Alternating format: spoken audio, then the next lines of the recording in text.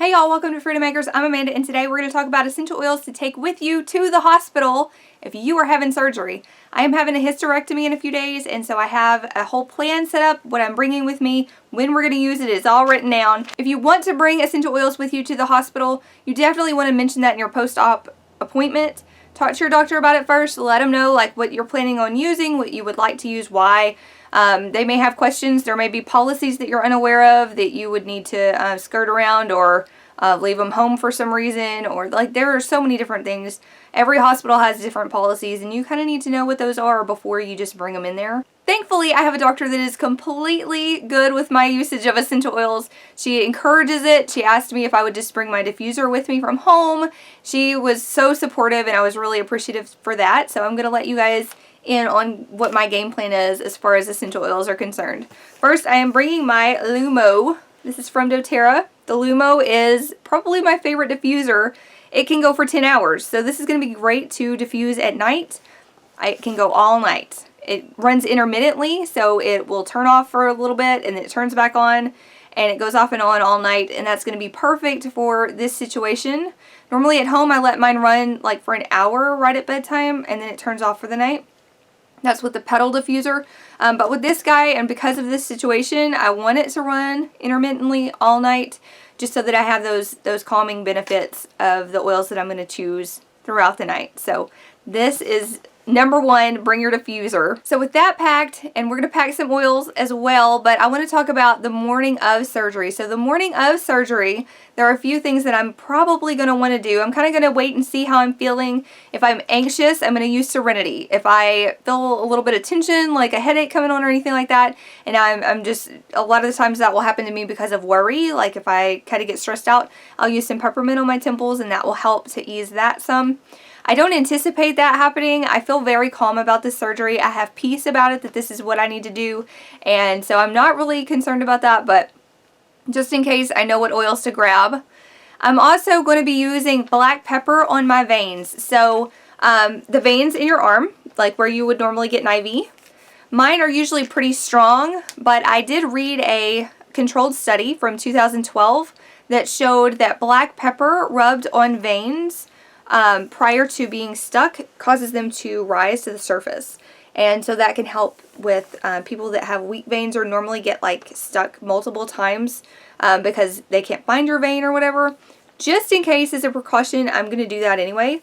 Can't hurt, certainly, and I have black pepper, so that's going to go on just before we leave the house. I'll also list that reference as well as some other information down below in the description box, so be sure you check that out. Just before I go into surgery, I do plan to use either Serenity or lavender in my palms and inhale that.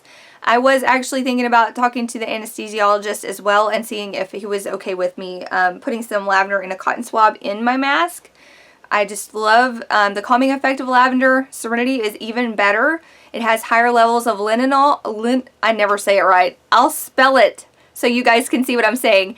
But there are higher levels of that in Serenity than just lavender alone, and so that's probably what I'll choose, and if they're okay with that, then we'll do that as well. Now, post-op is a different story. I do know that when I wake up from anesthesia, I normally am a little nauseous, so there are a few things that I have on hand and that I'm going to be diffusing to combat that, just because I've had so many surgeries. I know kind of how my body reacts and can combat those ahead of time. If you're just having like a first surgery or something like that, then you may not know how your body's going to react. So nausea is common to experience after you wake up from anesthesia.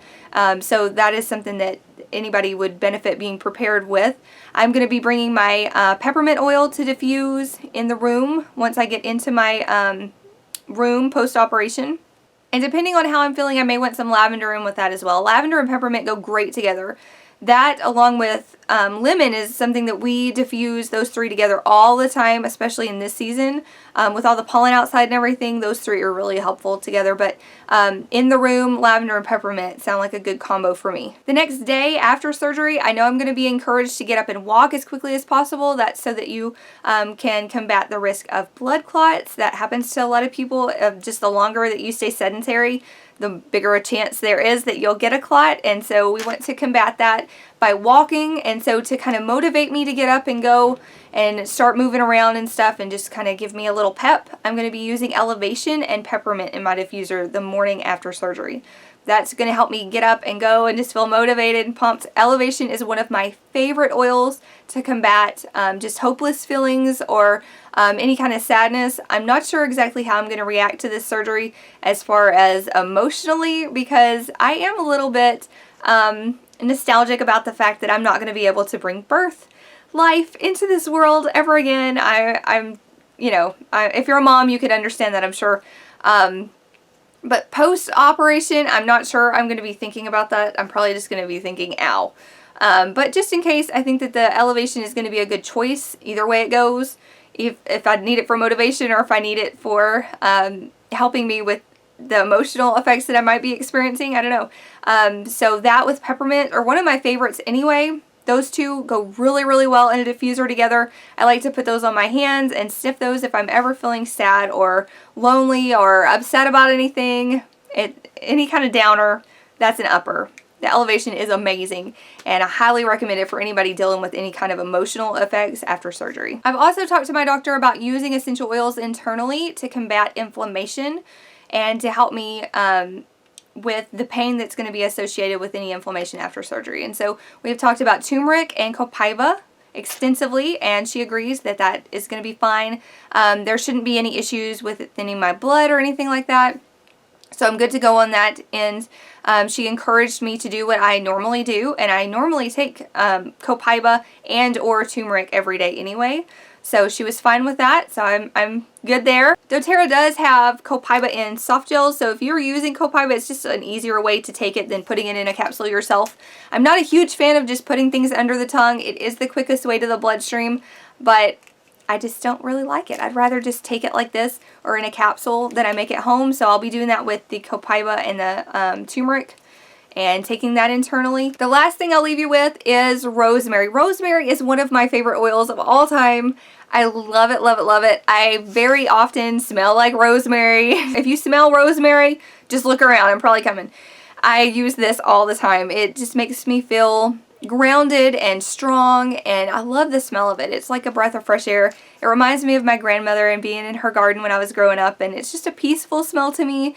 It's a happy memory that it brings up, and I just love the smell of it. So this is probably what I will reach for on the drive. We have an hour drive to the hospital, and so I'm probably going to use the rosemary during that time just to, I don't know, it's just good to be reminded of things that are pleasant when you're going to do something you don't really want to.